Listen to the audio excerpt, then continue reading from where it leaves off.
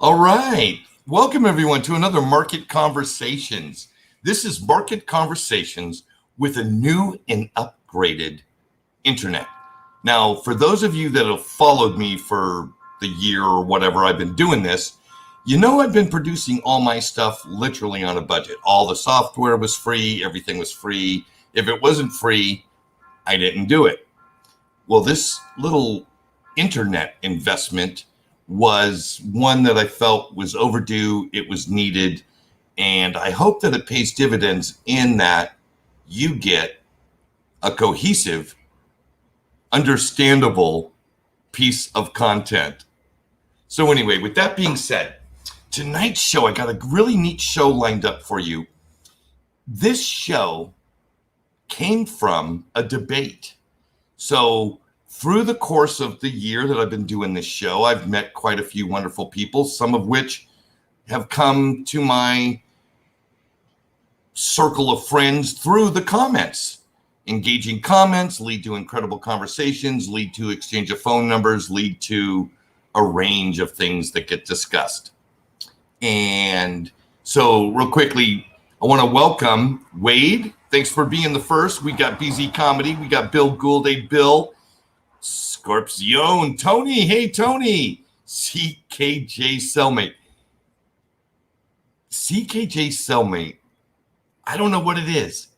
He's always got great friggin' comments. Anyway, that's a dude I want to meet someday. DC Precise, nice to have you, man. Good to see you in the house. Ray, right on. I think I'm lagging on the comments. Thank you for putting them up, Brady. But anyway, let me get back to what tonight's premise of the show is, right? So there was a conversation I was having with a friend, a longtime friend, and we were talking about inflation. And he was talking about how he didn't get it. He didn't quite see what this inflation that everybody's talking about was. The price of milk hasn't changed that much. The price of eggs hasn't changed that much. He keeps referring to the price of gasoline. And I thought to myself, it's really, really quite misleading when what they tell you they gauge inflation off of doesn't represent the things we really want to do with our money, right? Obviously, we all need to buy eggs and gas and milk and all those things. But they're not the things we live for. They're not the things we aspire to acquire. The things that most of us aspire to acquire are places like homes, and things of that nature. These are not small ticket items. Large ticket items have seen massive inflation. Now, why that's scary is because wages have not been going up along with the inflation of these assets that we want. Case in point, cryptocurrency, this whole new monetary system, right? Where the rules of the game are in code. They can't be changed on the whims of a group of politicians. This bodes very well for the soundness of this monetary system going forward. Jungle Inc., welcome. Lori, good to have you. Necesitos, oh, me gusta, mi amigo. Simon, good to have you. So that conversation that I had with this friend of mine was followed by my guest and I, Mr. Bill Bean. We're having a conversation and we were talking about assets. And those of you that follow me know that I've been an XRP bull from day one. Now, I still love XRP, and I think it's an elegant piece of software. But I've learned a lot as an investor over the last 3 years. And part of my learning is to, divorce myself of the emotional attachments to these investments. When I start really looking at XRP as an investment, I think it's a wonderful investment. But if I have a very limited budget to invest, XRP is not going to be my primary source of investment. It's not, the climate is just not there for that. There's too many things, for instance, Bitcoin, that speak so much louder to an appreciative asset, at least in the next 12 to 18 months.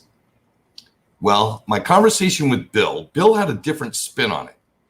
Now, I'm not saying we got into an argument because there were no harsh words said, but it did get heated, and it was really interesting to go through the thought experiment of breaking down these various elements in the market, right? Analysis is super important to an investor, right? And why do we analyze things? We break things down so that we can better understand them. Most of us do not do this in a bubble, right? Or in a vacuum. We use our friends, our circle, the people we trust, we talk to, we work through things, we shotgun different ideas. Well, I'm glad to have Mr. Bill in that group in my life. Let me bring in Bill Bean and we'll get right to it. Hey, Billy, how you doing, man? I'm doing well, Jerry. It's great to be with you and our folks that tuned in today. Yeah, always got a really good crowd. There are a group of folks that tune into the show every Friday. They contribute tremendously. And despite the diversity of the guests that I have on, because one night I might have a tax guy on, I might have, a developer on, I might have, a community member like yourself on. And the comments and the interaction is just always great. Let me say hi to two guys here real quick. John Vinsky, thanks for tuning in, man. Great to have you.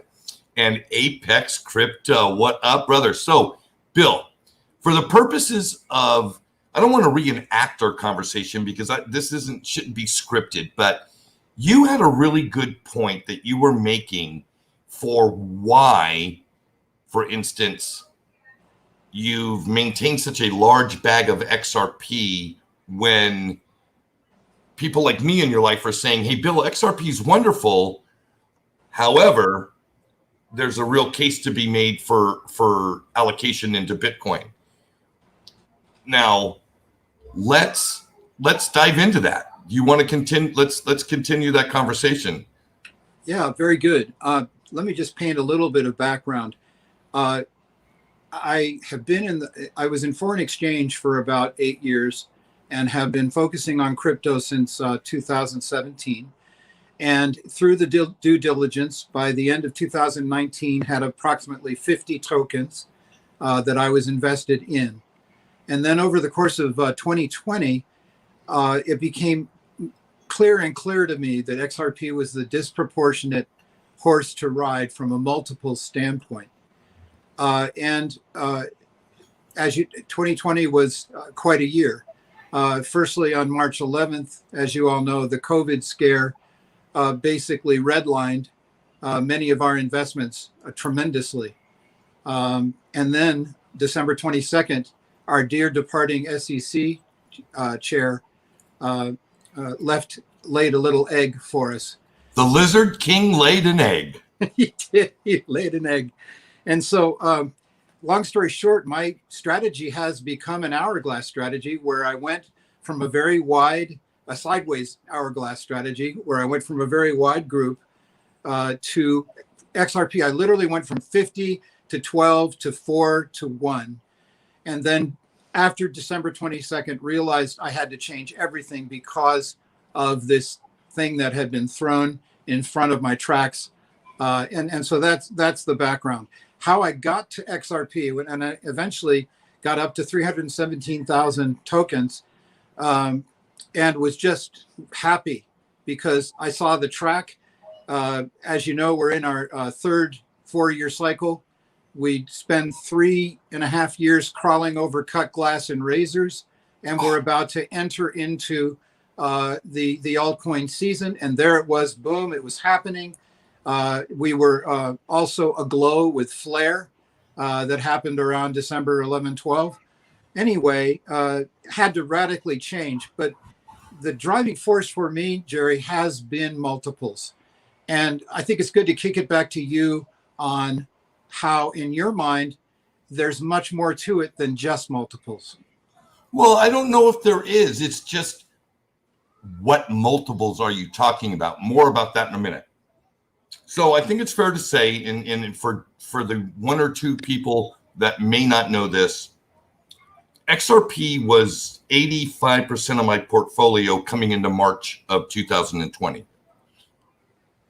Now, when COVID happened, it really it shook everything, and I doubled down. So it was like I had a budget that I was living on. I made that budget a little smaller so that I could direct some more money into crypto because the market had come down. It was like this.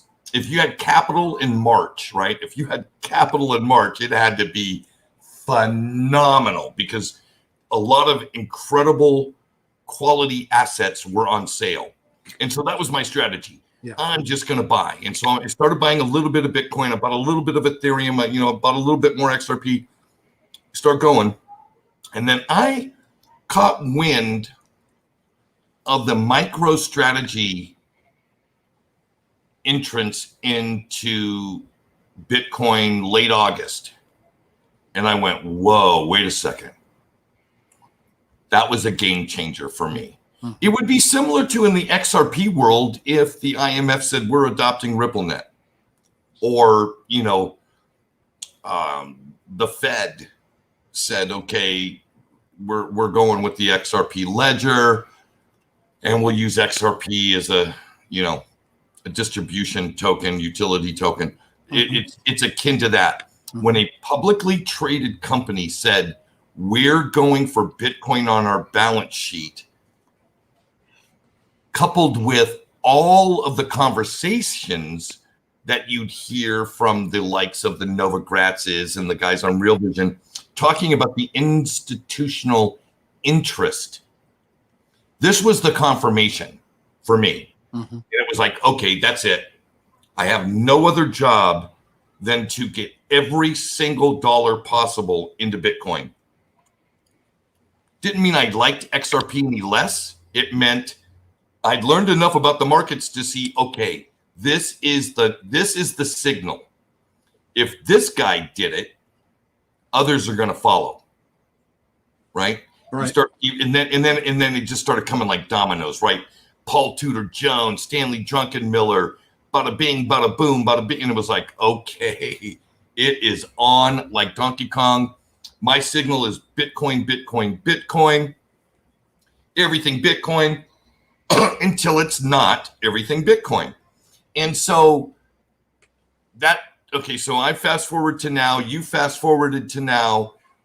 Before I get going, there was a question from the audience for you, Bill, and it's, Bill, if I may ask, what were your four before you narrowed into just XRP? Yeah, so actually I have a whole diary that would give the exact and accurate elements. I believe Link was in there, Vet was in there, Stellar was in there. Actually, there's probably 5 or 6, and then I dropped a couple and then dropped the remaining 3. Cardano was in there. Yeah, in that range. And when I said the sideways hourglass, that hourglass has expanded now to 22 plus some DeFi plays. And so it is a sideways hourglass. Somebody asked and this will be hopefully 20 seconds, what my background was.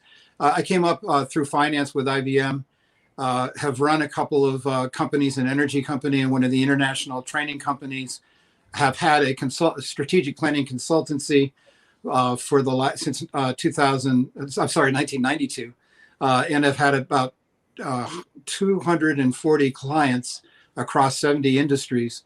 So I've had a pretty wide experience, both in the CEO and chairman role, and also consulting to them. So that's my background. Right on. Yeah. Let's dive into this multiple. So what I'm going to ask you to do, Bill, is define what you mean when you say multiples. Yeah, I have a very specific example. Let's say that between now and well, we have a little gift that we received.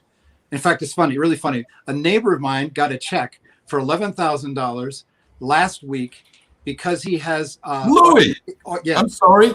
Oil and gas. One of my dearest, my 30-year-old friend, haven't seen him in 100 years. Dan Abramson. Oh my goodness. Go ahead, Bill. I apologize. That surprised me right there. Well, this must be a catalyst for homecoming.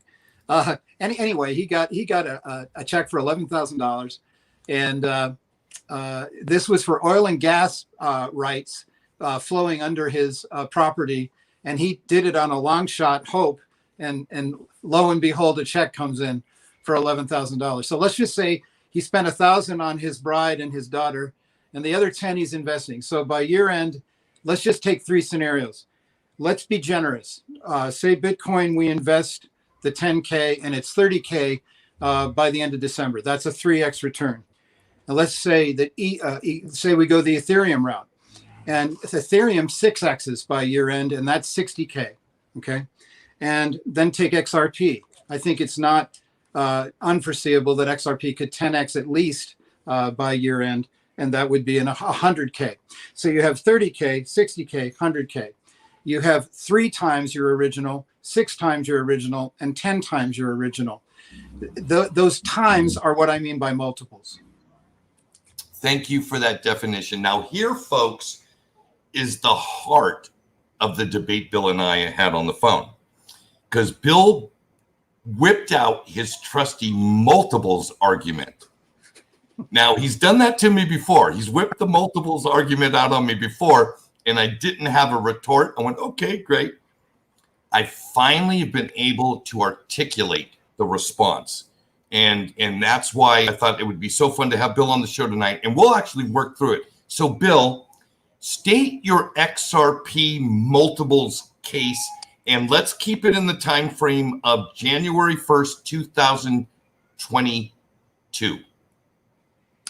Of what I think it will be by then? Yeah, the reason it's basically the thesis why you did not divest yourself of more of the XRP to get into other assets. Okay, well then I need to give an accounting of where I am after December 22nd, 2020.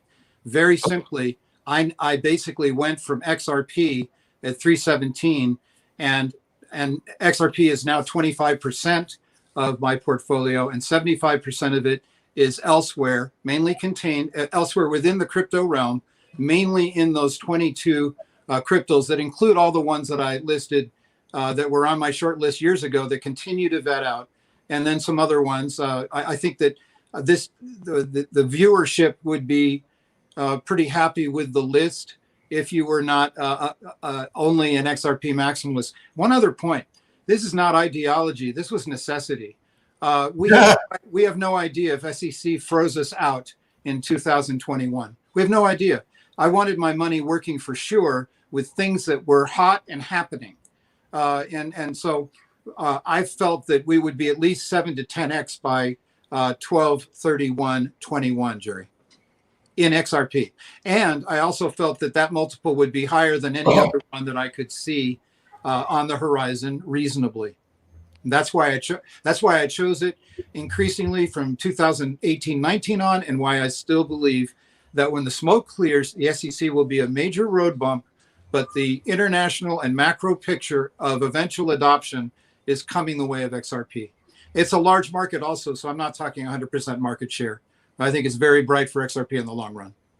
Okay, and you know what? I don't see a world that doesn't have XRP doing well. However, these are, and I'll tell you why I'm not as bullish as you are. Mm-hmm. That is based on two premises. One, I think the addressable market that you envision, I don't think that's real.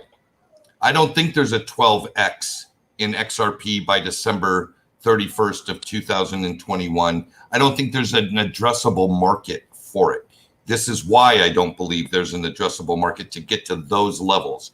That is, in the United States, and any company dealing or doing business as their home is in the United States, The IRS sees XRP as property. It is not currency. Therefore, any business holding XRP and using XRP is going to have an accounting nightmare, not to mention possible tax liabilities. There's also the possibility that there's tax benefit, right? So anyway.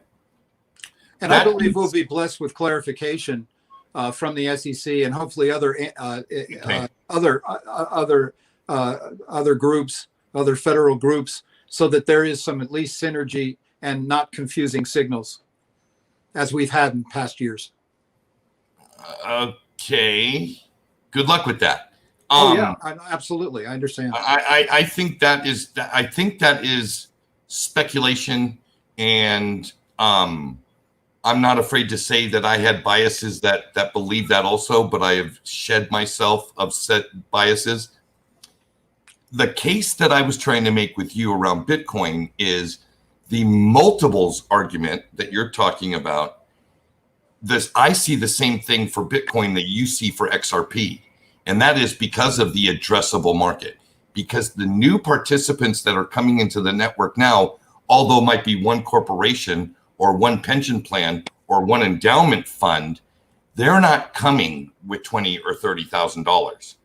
They're coming with hundreds of millions of dollars. Some of them are coming with billions of dollars. Mm-hmm. And when you look at the supply ratio and the inflation rate associated with Bitcoin, to me, based off of the addressable market, the clear runway, and the dynamics of the circulating supply relative to the overall supply and the inflation rate, is a recipe for an absolute home run. And that was my case, and I still believe that to be true. That's not to say that, other things can't happen. But I'm telling you, as a guy that spent 2.5 years glued to my computer, sucking up every XRP information I could get, every guy that would be willing to connect this dot to this dot to this dot, there's a lot of dots been connected, not a lot of regulation been passed, not a lot of runway been cleared. But Jerry, I understand your point, and I'm a concurrentist. I believe that there's room for logic on both streams that we're taking. But this is not a matter of bias. Look at SBI. This is hard lines, not dots. Let's look at XBI. Yeah, this is hard lines, not dots. My point is, what's starting out. Let me finish. Since February 2018, SBI's been involved since then. How much volume does SBI generate in XRP? Just look at the developments in 2021 and in the fourth quarter of 2020. I have. Well, I see an infrastructure that is wrapping up the majority of Japanese banks, 31 of them, I believe the number was at last count, that is spreading out to Southeast Asia and Asia, and that is building bridges outside of Asia to the other continents. And I just see that that's real, and that investment is real. Now, your point about ultimately hundreds of billions of Bitcoin being a $1 trillion property is very sound. But remember that Saylor said, "I'm not selling this for 100 years."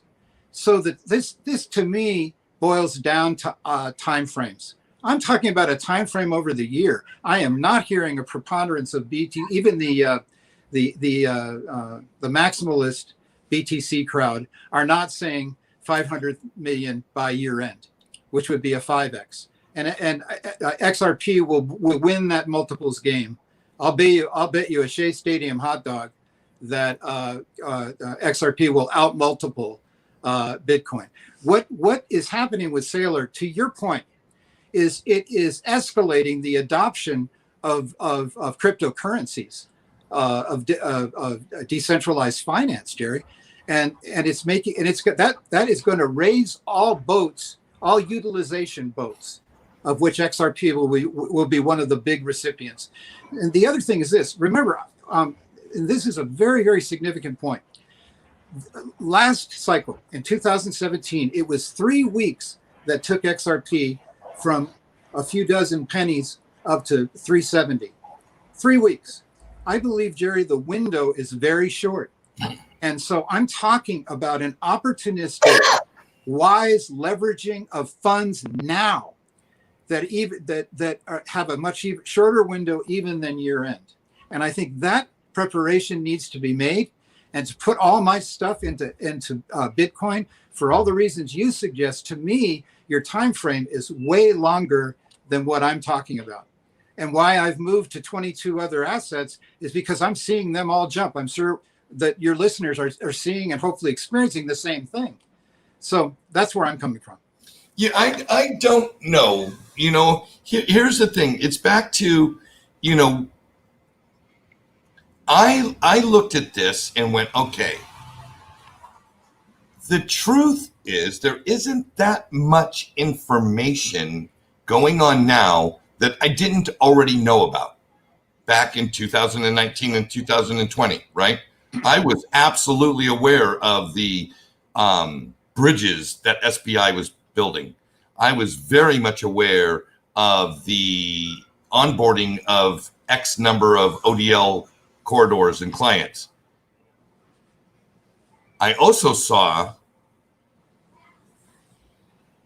a materialization that was under market performance. All right. And as an investor, I had to stop thinking like, I'm going to hope this happens and just, and not address this opportunity cost that's happening right here in front of me right now. Here's the thing. I sold out my entire XRP position. It was December 22nd, it was actually the night Brad Garlinghouse put out his tweet. I have since bought in, but I bought in much lower, and I don't have that size of bag anymore. Yeah, that was a brilliantly timed move, in my opinion. Well, it was like I spent 2.5 years being underwater. You were faster than I was. I was not going to spend the next 2.5 years being underwater. Mm-hmm. That was the bottom line. And luckily for enough, I got into some assets, Bitcoin, Ethereum. I already had a huge bag of Cardano. In all these things, all the assets that I put money into are doing very, very, very well. Let's take a moment, because at the end of the day, Bill, there is no right or wrong. There is what works best for whoever the person is making the financial decision, right? Well said. Like, I don't know if you'd feel comfortable going to bed with my portfolio of assets. I mean, you'd be happy with the valuation, but you might choose to put in other assets, and me, the same for you. Again, there is no right or wrong.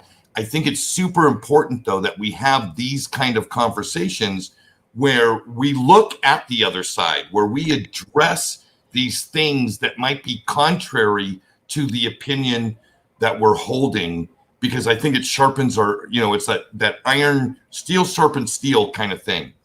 I saw a couple of deals in here. Brady, help me with, there was some good stuff. There was one dude basically told me I'm full of poo. I don't know anything. Those are the ones I want to see, because he could be right. I think it was Simon. No, it wasn't Simon. It was somebody else. Oh, there he is. Look at Simon. I wish I knew what that was in reference to, Simon, because I've said so many things. Here, maybe he's okay. Now we're talking that somebody's smoking a little hopium. 12x in a heartbeat. You don't understand. Okay. When XRP had a tiny little market cap, yes, the retail market just came storming in December 2017, and it just exploded. We're not in that world anymore, folks. XRP isn't the tiny little asset anymore. It was the number 3 market cap for a long time. The larger the market cap, the exponentially larger the inflow of capital into that network needs to be to have an exponential effect on the token price. Yeah, I mean, this is simple math. Jerry, that's true, but our XRP is 3x since late December. 3x from 20. Oh, wonderful. It's gone from 20 to 61. That's wonderful. I am very happy. Yeah, everyone's doubting it. I think it's wonderful. We are all advanced masochists to take the road we have taken. But the fact that it's 3x over 60 days is not a small thing. No, it's wonderful in light of all this crap with the Lizard King and all that. Okay, we got some other stuff here. We got Hester, and another commissioner chimed in today on too much enforcement. Yes, I saw that.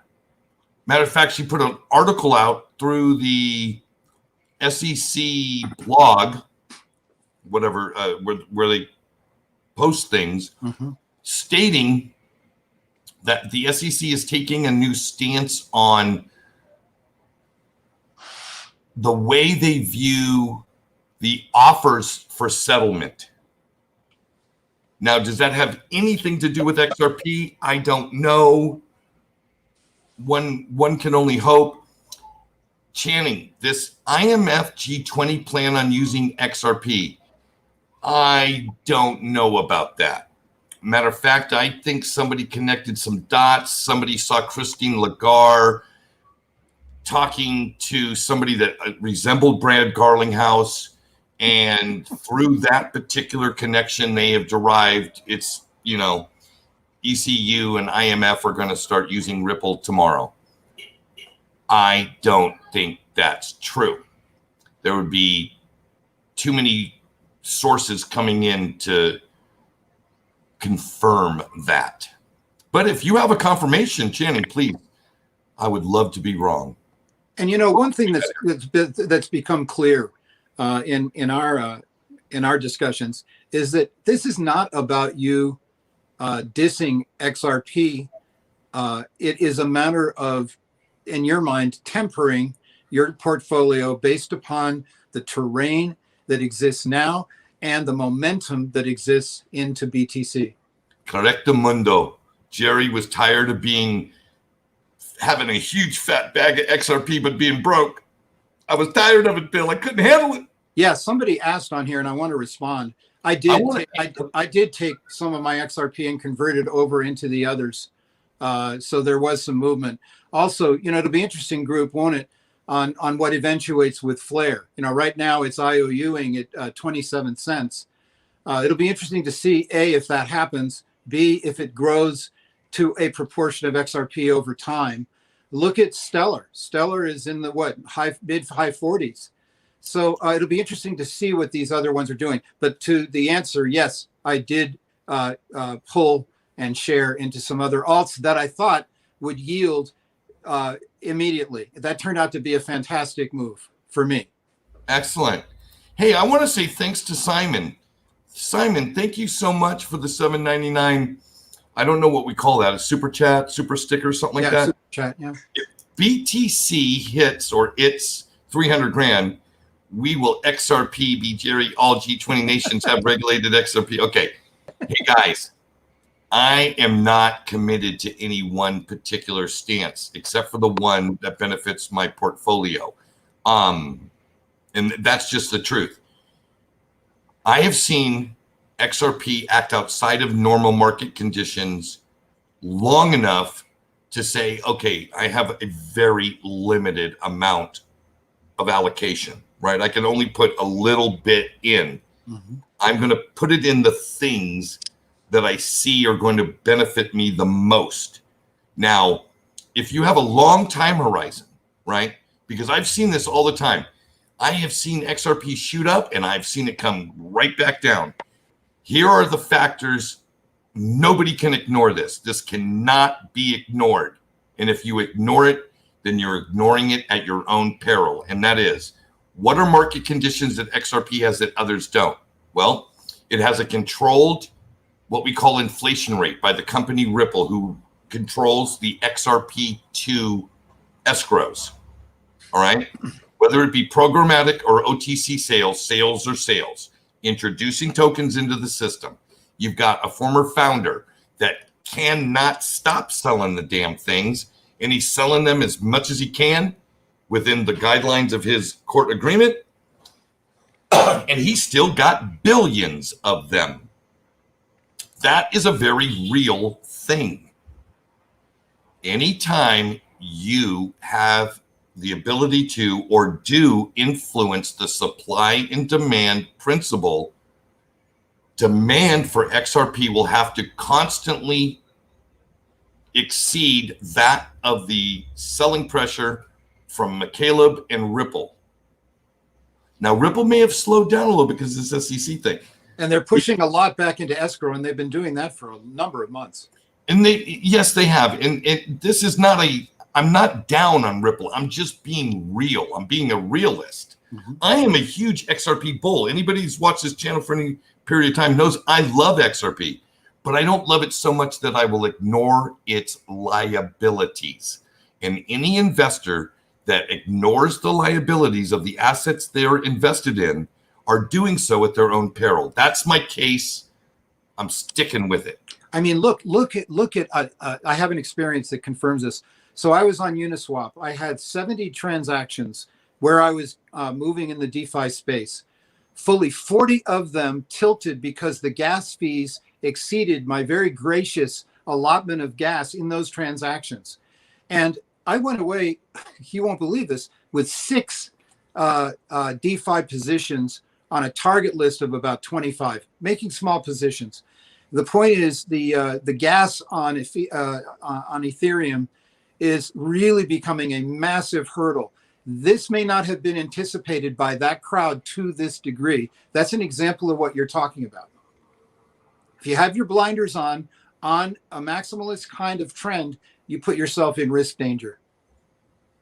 Well, that's why I think so many of us are excited about these other platform plays, right? Mm-hmm. I've taken positions in DOT, obviously a huge one in Cardano, Near Protocol, and some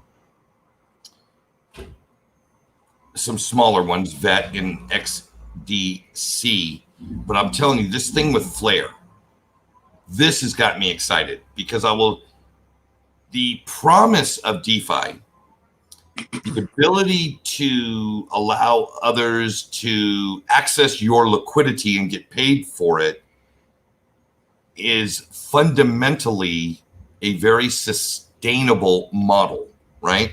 Mm-hmm. There will always be people that want to borrow. It's been driven into our culture in the United States as well as all developed nations. There is no G7 country that does not have a massive debt culture. Debt cultures mean people want to take debt. They want to take loans. They're completely comfortable with it, despite how antagonistic it is to wealth, building wealth. Taking on debt is the antithesis. It's the anti-wealth, right? Wealthy people don't have huge debt. They don't. They might leverage assets, but there's always more being made than what's being spent. With that being said, DeFi is going to be huge. It is going to be huge. Yeah. Flare promises much lower, easier, faster DeFi products. Boy, this is going to be exciting. Without the gas fees. Thank you very much. That's what I'm saying. Cheaper, man. Cheaper. Hey, Jerry, I want to throw just a little more gasoline on the fire. Okay. I did a poll this week of my 22 cryptos that I think the listeners will find interesting. So I took Bitcoin, and over this last week, and it's a really strong case for BTC. It's a very strong high bar that BTC sets over this past week, because I did this yesterday. So the data was based on the week prior and the day prior. Net. Of the 22, 15 of my 22 cryptos were higher than the 30% return that BTC posted last week, which was a very high return for BTC. And then of the day prior, 17 out of the 22 were higher than Bitcoin. I think Bitcoin averaged 8% that day, and conservatively, that group of 22 were in the 12 to 15% range on average. So my point is, if you take Saylor's I'm in it for 100 years, and you take the massive multi-hundreds of billions move of infrastructure of wealth, of the institutions, the endowments, et cetera, you just can't get away. You can't get away from the opportunity that exists right now. And I just hate for people to move into a store of value that does have some long-term benefit if the single use case is not increasingly aggravating the investor. It has first mover advantage, and it is a store of value right now. But you got to look at the matter that when it tries to purport itself for other uses, it fails miserably. It's a gas hog. It takes too long for the transaction. It's too expensive. So anyway, long story short, I just feel the time frames, Jerry, not just multiples, but time frames are important. I don't want to miss these next, I didn't want to miss the last month, and I don't want to miss the next two. And that would be my challenge to folks, because I don't believe there's a huge sense of risk collapse either with Bitcoin or with the others, not in the short run, unless there's some preposterous things. And that's why I like to be spread wide across more than just 3 or 4. So those are just some additional points to add to the discussion. Well, they're very good points. I'll tell you what, let's do the audience a favor. Bill developed this system for himself. Now, for those of you that already have Blockfolio on your phone, it's going to be super easy. For those of you that don't, go to your carriers. If you're on Apple, go to the App Store. If you're on Android, go to the Play Store and get Blockfolio. Very easy app to use. Here's a great little exercise. I strongly suggest this for anybody who's thinking about expanding their portfolio to coins that they aren't already building positions in. And that is this: you take the coins that you're looking at, you enter them into Blockfolio, and you enter the same exact dollar amount. We'll say $500. So buy $500 of each of those coins, the ones that you're considering, and give it 10 days. Give it 10 days and take a look at the dollar for dollar return. Because it's very easy, and as human beings, this is a thing that we have a tendency to forego, right? It's hard for us to extrapolate out very far. We can look at right now, and we can even look at the past, right? But to try to extrapolate forward. So when you start analyzing tokens, do yourself a favor, enter the ones you're interested in, put them in the Blockfolio. It'll take care of all the accounting for you, and then spend some time reading and understanding whatever those 5 or 6 or 10 or whatever the amount of tokens are. Come back to it in 10 days. Take a look at the performance. Take a look at the overall market. Was there anything different for any one of those coins, or were they all following the same trend? If so, then you'll see the market will tell you who they like more. Some of your coins might go up double, some of them might go up triple, some of them might only increase by 10%. Take a look at that. And then yeah. And let me build on that, because groups, for those of you using Blockfolio or portfolio analysis, very quickly, I can tell you this. What I do when I get a DeFi group of, say, 20 is I normalize them all to $500. So once I select them, I figure out how many shares make, how many tokens make $500 worth. So I have every one of them on $500 footing. That way, over time, I can see who, relatively speaking, is going up. Now, I did that with those 20 DeFis. Some of them are already over $2,000. And other ones, like BOT, has gone down. It's under $100. So my point is that really, really helps. I do the same thing with crypto prospects. And I also do it, that group of 22, a number of them have about the same dollar of investment. And that way I can see the relative ups and downs. What I do then is the ones that go way up, I pull from there and either invest in new cryptos or invest in the ones that are really getting hot. So anyway, I hope that's helpful in running a portfolio. Well, you're a braver man than I for dabbling in an Ethereum-based DeFi game. Oh, I don't want any part of it. I don't I've stayed either. away from it on purpose. And I do have a plan. So I'm seeking, right? I'm out there. People don't even know I'm doing it. I'm through stealth ninja mode. I'm investigating who are the guys that I want to park my flare with, because I, to be honest, don't know if I want to go through that level, that learning curve to truly understand and master that space yet. Maybe someday I will. Right now I'm, got my hands full with global economics and wrapping my mind around real inflation and trying to, just manage my own friggin' portfolio. All right. There's been some. Jerry, I want to just add an adder on there. If you look at LEO trades, for example, the degree to which you don't want to get into an area is the degree to which you need to at least do a little diligence on selecting 2 or 3 best-in-class experts. They can do the spade work for you, and you can take their hottest of the hot tips, do the kind of relativity measurement that I was talking about, and that therefore use the expert to save you time if you want to be in the space. The other thing is this. More and more indexes for DeFis are being used. That is bundles of 5, 10, 15 DeFis together. That is a way to be in the space without having to get into all 15.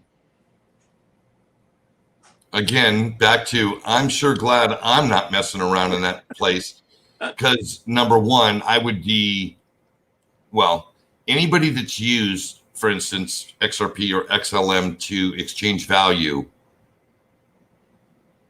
anything less than that is almost not even acceptable, right? Totally.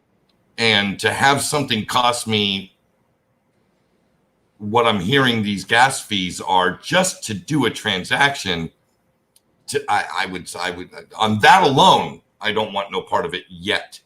But I think the tech's coming, and it'll be really fun to see how it goes. Bill, I got a special treat for you. In the studio, we have an incredible young lady comes to the end of the show. Her name is Beta Avenue, and she brings incredible questions.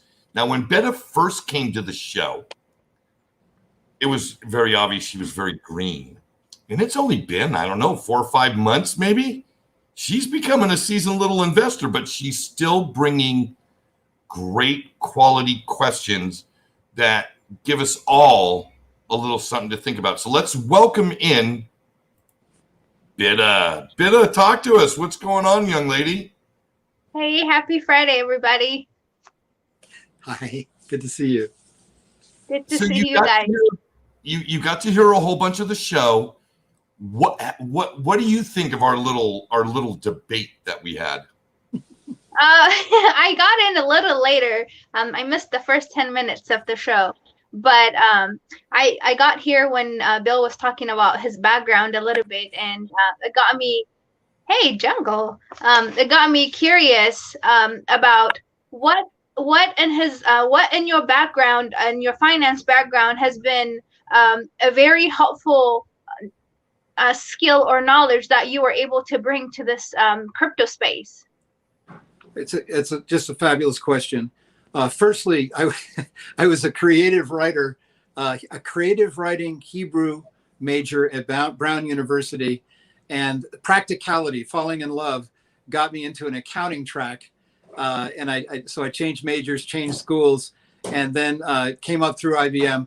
Long story short, I ended up in strategic planning. I think strategic planning really helped me to have a strategic risk assessing review of all important details, drivers, elements, short-term, long-term, internal, external, strategic, operational. And I think that background helped. I think having the 10 years at IBM and those 11 jobs really helped me to have some real experience and also to deal with numbers that I could in no way imagine in reality. We had $2 billion of education being spent. And at that point in the late 80s, it's hard for me to comprehend it.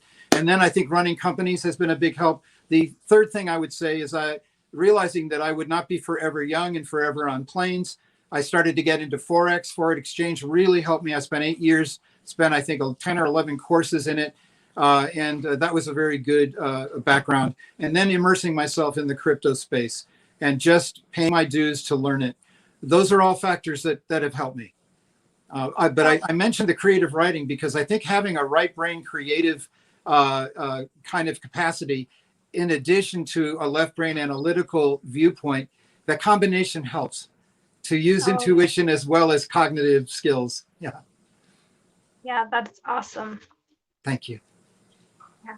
So when you're doing your analysis about which crypto you're going to look at and what you're going to invest in, what are your main criteria do you think you have personally that are very different from other people that make you more like, what that make you successful or that are picking winners in your field? Is firstly to do my own research. Secondly, to find out who the proven experts are and follow them closely. And thirdly, the experience, learning from every failure, learning from every transaction, just constantly learning and calibrating. I think those are some really, really important factors. But, I'm not new or different. It's just, but, I would really say, find who the thought leaders are that are proven, that have a track record, that are extremely valuable and are respected by their peers, like Crypto Eddie in Tokyo, and listen carefully to people that have been in the space, because you can learn so much from others. And I think collaboration is much more powerful than individual working in a vacuum. Okay. Yeah.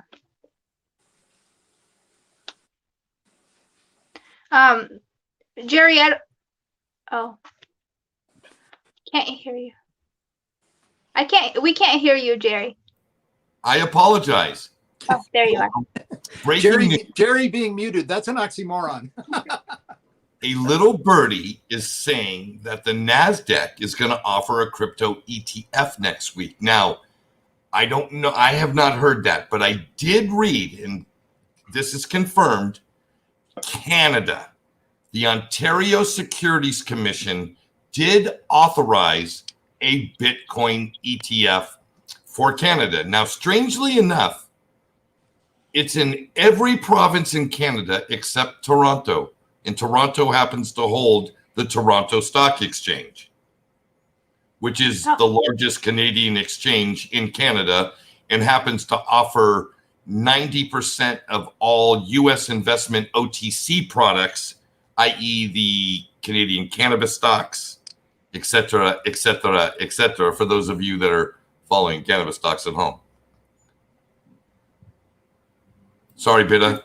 Chime in there, kiddo. And I don't know how I got muted. That was weird. Yeah, I don't really know too much about the stock world. That's something that I'm going to have to make time to learn. I kind of just picked crypto and just dove in, and that's where my lens is right now. Stay there. I mean, I think it's very bleak over the next year for the stock market, in my humble opinion.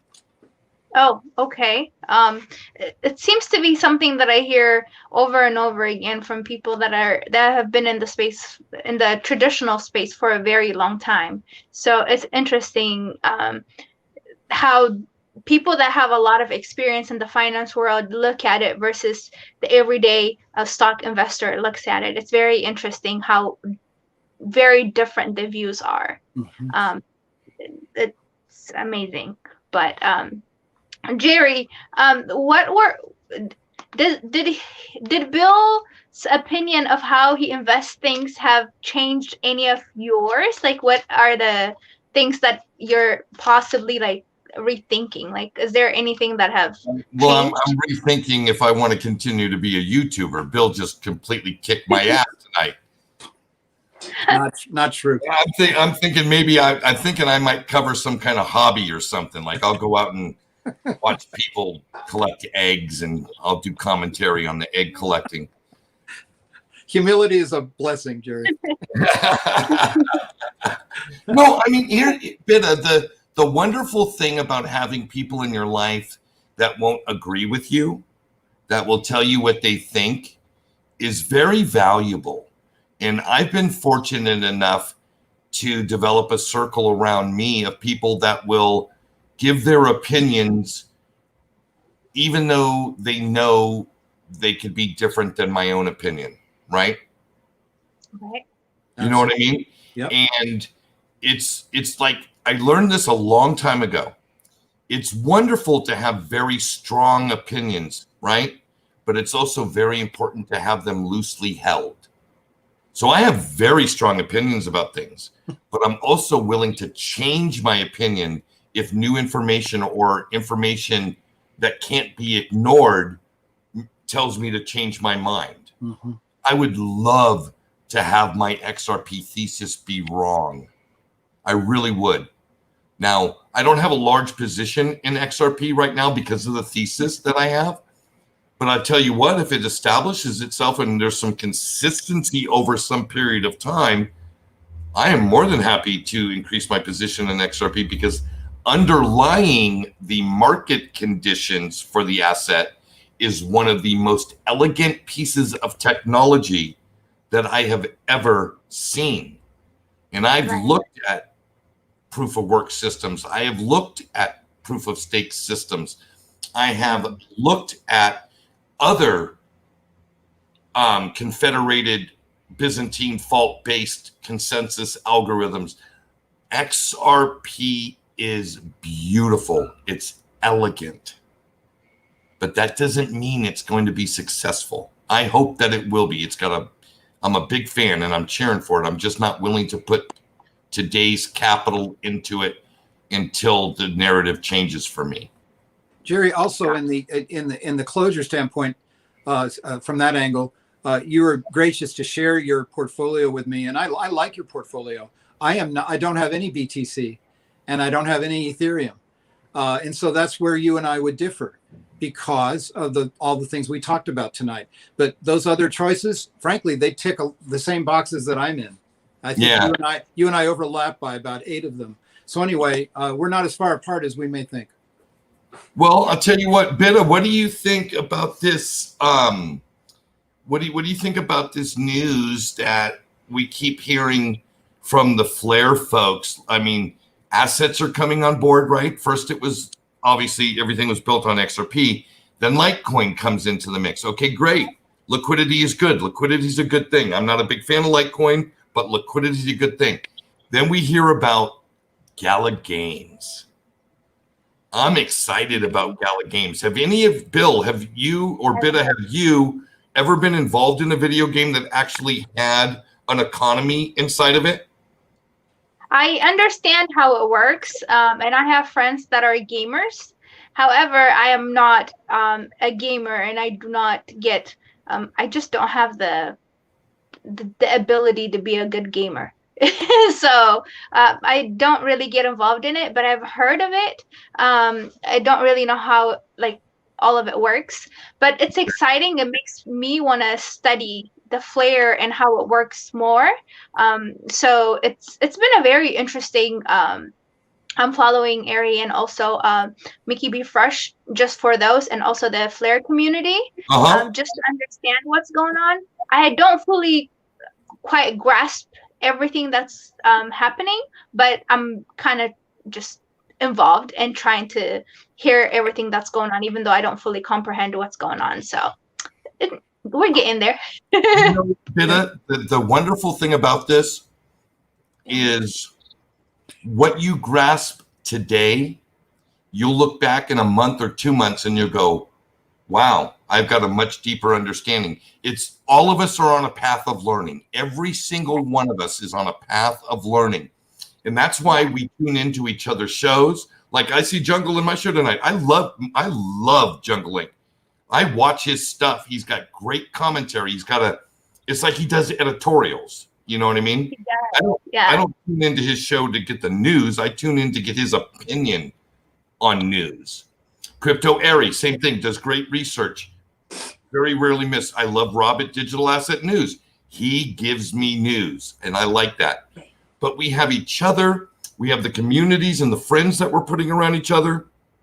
Right. And just as important as for instance, the things that Bill and I agree upon, it's just as important to have those things that we disagree upon, respect each other's positions. Like, as a matter of fact, I've told Bill after we've had conversations, hey, I got your point. I understand where you're coming from. I've got a clear picture of this now. Thank you very much. And he's done the same for me. That's right. He's called me and said, Jerry, after some thought, I'm sorry that I yelled at you and cussed at you, but you're right. And, I'm going to act accordingly now. That is the best thing in the world, to have these kind of people and friends around you that you can have that level of friendship with. That it's not just about, well, hey, how you doing? Great. Your kid looks great. Okay, great. You go off and that's not intimacy. Intimacy is saying, hey, Bill, I think you're full of shit. Or Bill saying, Jerry, I think you're full of shit. And still, and we're still buddies. It's okay. Yeah. You know what I mean? Valuable. That's valuable. It's huge. Extremely valuable. Yes. Jungle, well said. And there are a lot of premium cryptos. There really are. This isn't going to be a winner take all deal, right? Right. We're going after a completely, I mean, who knows what this is really going to become? Could any of us have, in 1990 said that we press a button on a phone that would be held in our hand, that would have the same computing power as one of the first, spaceships into the moon, and a car would show up, somebody we've never seen or never met before, and we'd be happy to get in their car? I mean, I know. An example. We have no idea where this is going. I want to put out real quickly, Channing is going to be, oh, that isn't the one. Channing's doing a podcast with the CTO of Gala Games. Here it is. Okay. Channing, I want to connect with you, young man. I didn't know you did podcasts. Let's connect. Channing tunes into this show all the time, has always good comments. I had no idea that he was a podcaster. Channing, connect. Somehow. Leave me a comment. Hook me up on Twitter. Okay, go ahead. I apologize. I have a question for Bill. Bill, you said that when you have assets that are moving far ahead of the other coins that you have, or assets that you have, that you reallocate them to other newer coins, and a lot of the times, is it because, I mean, what's the reason that you're doing that? Is it because you think they've already fulfilled their potential, that it's not going to move anymore, or how do you evaluate what you're going to move? It's a great question. Great question. All those elements about experts and research and experience, they're really valid. What I've been doing in my portfolio is pretty simple, and that is within the portfolio, if something has gotten really hot, I could take like when Cardano spiked, I took about 10 or 15% of the spike, and I hit it just about at the top, took that and invested in a couple of other cryptos. They were already on my list, and I'd already vetted them, and they were on the top of the list. Then the other thing that I do is, if some are getting higher, so say I have the same amount in each one, and I see some that are up 100% and others that are up 20%, etc. But I see that other one lower that's about to take off, I'll take some from the top and put it in on ones that I believe are coming. So I'll prioritize new cryptos and move into them. I also will redistribute according to the biorhythm of where each crypto is within the portfolio. And if the ones that are really hot, I'll take some of that and inject the oxygen into ones that look like they're really getting hot. I hope that makes sense. Wow, that's a heck of a spin. So you're pretty much, is it kind of considered like trading, because you're not really holding, so you're actually cashing out to go to other, like you're trading them for something else. So I'm just trying to, you don't feel like you don't worry about the missing out or like the gains that you're going to lose, because now you have to re-enter the market at a different cost or a higher cost. This is a really great, you're learning the biz. It's just a matter of experience and feel. I think that you have to just control your greed. If it's gone up 150% in the last 10 days, thank you very much. Taking 15 or 20% and putting seeds into a couple of others that emerged as really on the hot list, or ones that are really moving within the portfolio. To me, that's not much of a risk. Okay.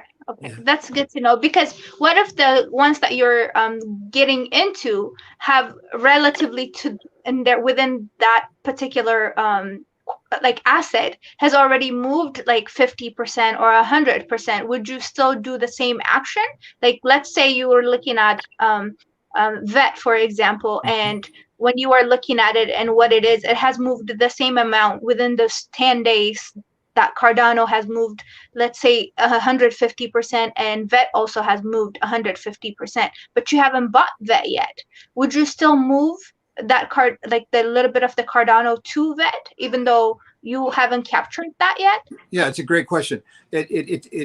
My answer is long-term or short-term. If I believe something has long-term futurity, even mid-term futurity, let's say through 2021, then I will invest in it, even if I'm late. Now, there are some exceptions. Some of these have mooned, and I'll stay away from them until they fall back to where they're a better price zone.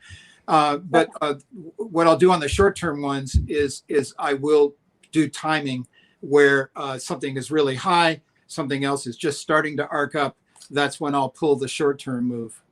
I hope that makes sense. Yes, that makes perfect sense, because sometimes you lose, some gains that you still have left on some of the ones you already have for moving into another asset, because they've already moved and there isn't much potential left in them. So just trying to understand how you evaluate that. Yeah. And one other statistic, of the 22, probably 8 of them started by profits from the other 14, where I was reinvesting due to those spikes. Even though I'm holding on to those 14, they're in the biorhythm, and I catch them at a high in the biorhythm, and I put it back in to some new stocks. And I've grown my portfolio, not stocks, cryptos. I've grown my portfolio a lot just by reinvesting profits. In other words, not adding new money. Yeah, that's fun to do. Yeah, that's awesome. Yeah, it's very, very common for folks, especially in crypto, to have a list of investments and a list of assets. Like, I have a list of investments. I don't sell those investments. There's a reason I put the amount of money that I put into them. It has nothing to do with trying to capture some profit. It has everything to do with the long, because I have a limited amount of resources. So I cannot afford, and this is called opportunity cost. I can't afford to start shaving profits, because shaving profits today might give me 10, 15, 20, or even 100%. I'm not putting money into this market to get 100% return. I want thousands of percent return. That takes a much longer time horizon. But I do have some coins that I made. For instance, VET was a classic example. I had 270,000 VET.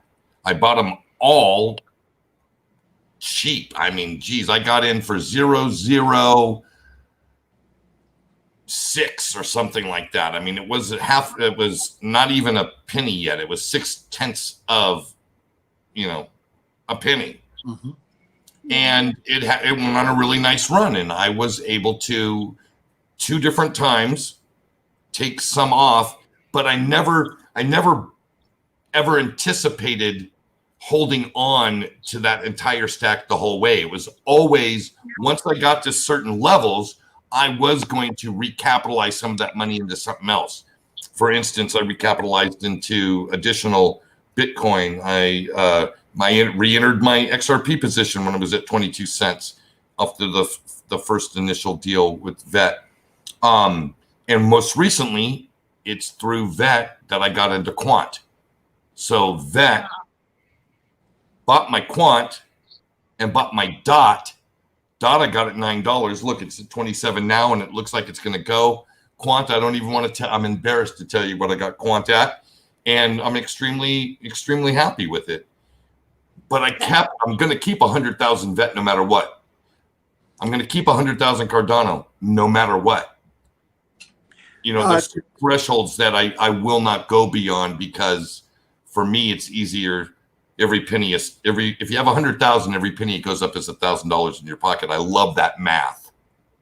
Jerry's Yeah, that's pretty nice. Jerry's raised a really good point that there's the investor and there's the trader. I can say this: in 2019, I had 2,400 transactions. In 2020, I probably had under 100, because that was when I had consolidated from the 50 down to the 1, and I was an investor, Jerry. I was holding on, and then with the blow up of March 11th and December 22nd, that's when I became a trader again, while the longer term investment was percolating. Isn't it amazing how necessity will breed innovation? Absolutely right. You were forced into a corner. I was. And it was coronavirus killed your work for the most part. In March it did. Right.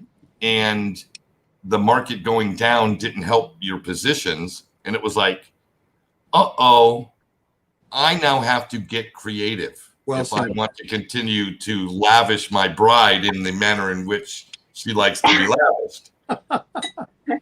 You're right. Yeah, it's amazing how creative you'll get when your back is against the wall. Well, you're not kidding. And we got. I know I got hammered in 2020. I have not had a strategic planning client in the last year, because it involves listening to where they are and working with their CEO and leadership team. So yes, flexibility is incredibly important. And the more flexible you are, it depends upon your humility and your openness to learn and adjust. Well said. So, hey, Bill. Yeah. We do this every week. We get to the end of the show. We always do a final thoughts thing, and then I invite the guests to hang out in the studio after the show for a after show conversation, and in the green room. So what I'm going to do is I'm going to ask you to summarize your thoughts for tonight, or any last final thoughts you'd like to leave the audience. We'll do you, and then we'll do Bitta, and then I'll bring in producer extraordinaire Brady, who's overly crafted his final thoughts, or is doing so right now. We'll go through the final thoughts progression and wish everybody a good night. So, Bill, final thoughts. Okay, my word that I would leave is concurrency. That we're a trader while being an investor, and vice versa. That there's long-term risk and there's short-term risk. There are short-term multiples and there are long-term judgments. So I believe, therefore, that flexibility is very important. Having a circle of experts is very important. Selecting the critical expert sources over time that really have proven value. These are all important factors. Develop a system. Be disciplined and constantly hone and calibrate it. Those are my final thoughts. Right on, Bill. We'll see you backstage in just a minute. Bitta, young lady. That was awesome. Yeah. The thought of just reallocation, it's something that we've been looking at for a little while, and so it's nice to hear that even people that have a lot of expertise are doing that. So it's kind of awesome to even be able to understand all the stuff that he's talking about. It's like, wow. We've come every week. It's just like a new discovery of how much you've captured and are actually comprehending. So it's that's the takeaway for me. Right on. Well, that was very, very well said, young lady. We'll see you backstage in just a minute. Brady.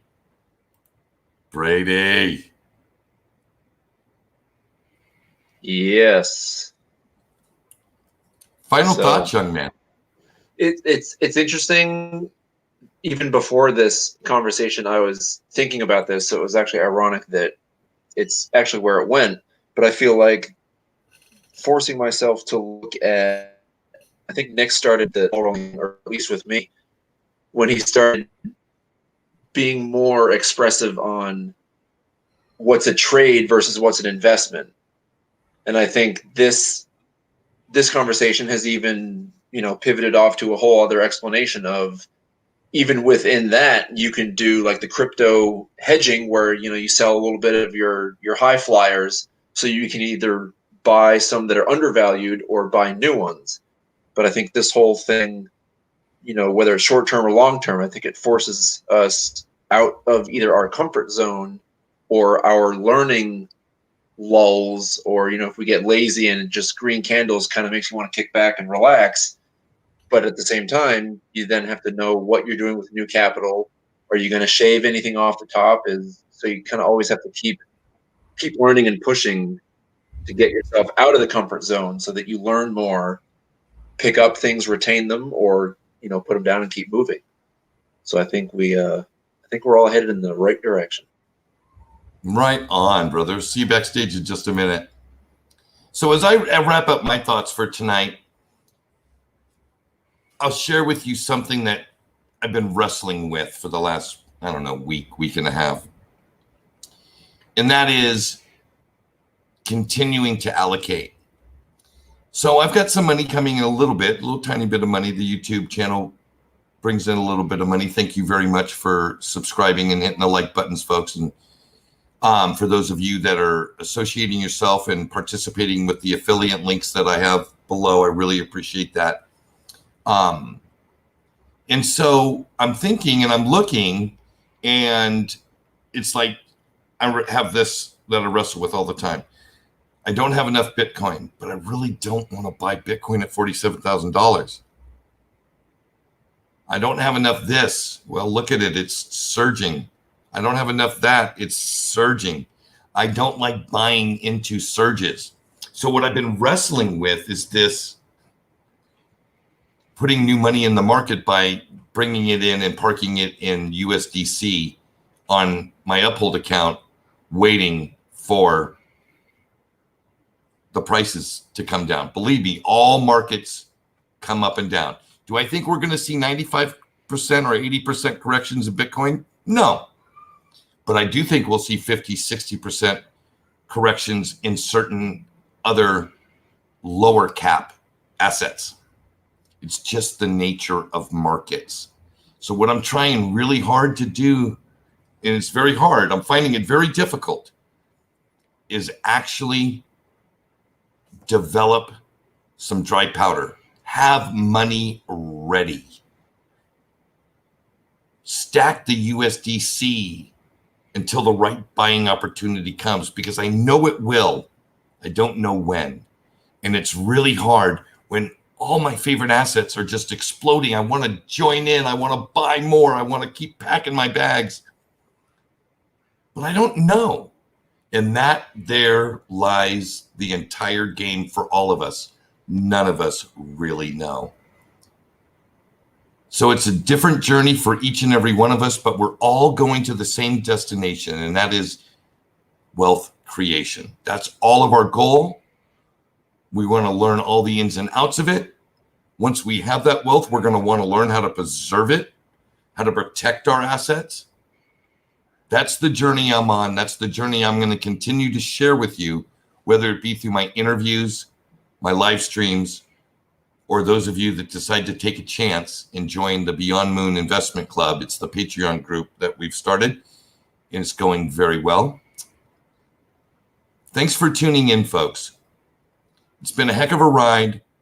It's good times for all of us right now. Enjoy it. And until next week, Pura Vida.